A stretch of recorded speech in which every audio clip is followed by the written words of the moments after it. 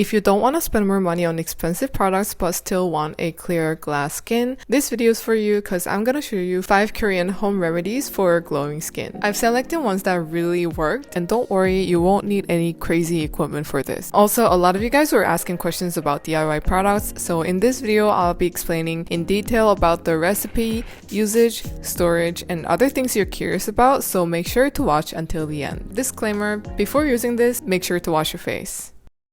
First, we're going to make a cucumber mask. I feel like rice is really popular, but cucumber also has been like an OG ingredient for skincare in Korea for decades. When the skin needs soothing, almost every Korean household used to place cucumber slices on their face. You only need a cucumber and aloe gel. Start by washing half a cucumber, then grate it or slice it very thinly. Apply a thin layer of aloe gel so that cucumber slices don't slide off your face, and place cucumber slices carefully on your skin.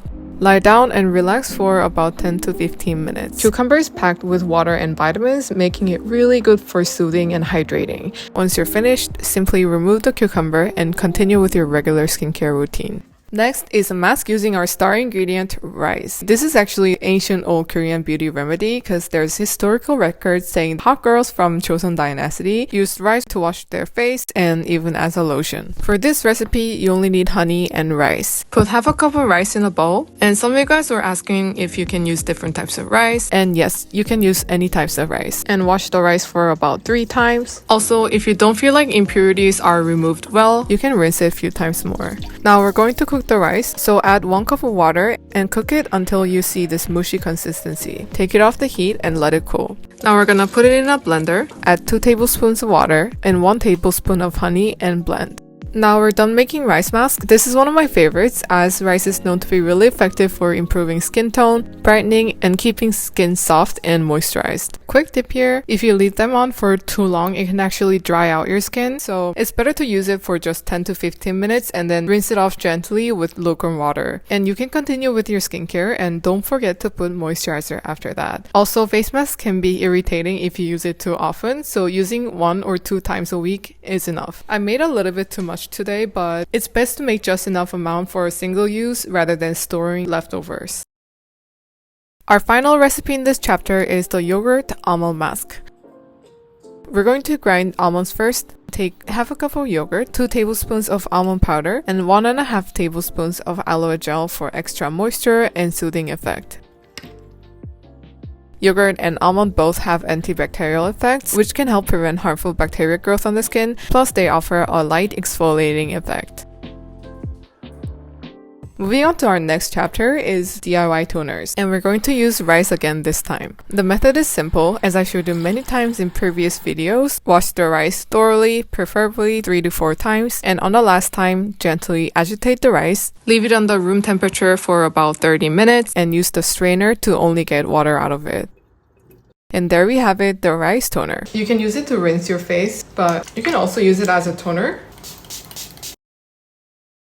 Actually, fermented rice is known to have more nutrients and benefits than non-fermented ones, but personally, I don't really enjoy the smell of fermented rice, so I don't use it that way. But the method is the same, just leave the rice water at room temperature for over 24 hours and it'll start to ferment slowly. Moving on to our final DIY is a green tea toner. This is another super old DIY, as it's also known to be really good for acne-prone and sensitive skin. It's super simple. Bring water to the boil, add water on a cup with green tea bag. Let it brew for 5 to 10 minutes, and be careful to not do it for long as the acidity might increase. It's full of powerful antioxidants and has a soothing effect on your skin as well. Now let it cool, and once it's lukewarm, pour it into a mist bottle. Now you can add a little bit of aloe vera gel, and this is optional.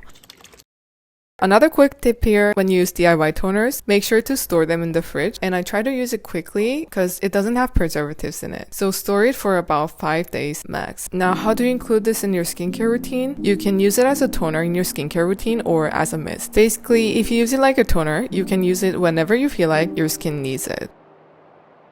Before finishing off, some of you guys were asking which skin type these remedies are good for. Actually, skin type doesn't really matter, but you may be allergic to certain ingredients, so it's always good to do a patch test before applying on your face. To do this, leave a small amount of the product on your forearm, leave the product on for 1 to 2 hours, and see if any reaction occurs. If there's no reactions, the product is likely safe to use it on your face, and if your skin is very sensitive and it gets irritated right after using it, you should avoid those ingredients. And thank you guys so much for watching today's video. I really hope you guys can get help from this video, and don't forget to hit the like and subscribe button. See you guys in the next video. Bye!